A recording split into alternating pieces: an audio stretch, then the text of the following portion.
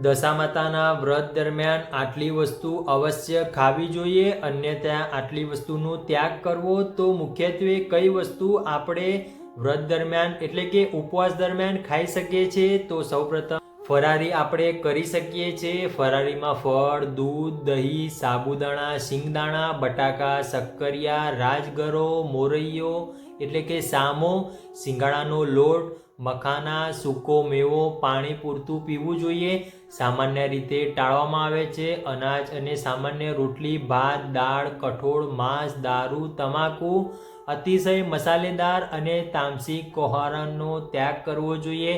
પણ કેટલાક લોકો દશામાતાનું વ્રત દરમિયાન ફરારી પીઝા ખાશે, તો કેટલાક લોકો દશામાતાનું વ્રત દરમિયાન ફરારી ઢોસા ખાશે.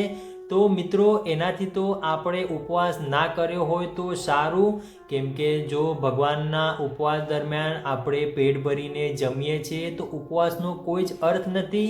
સાચા મનથી ઉપવાસ કરવો હોય તો સંકલ્પ કરવાનો,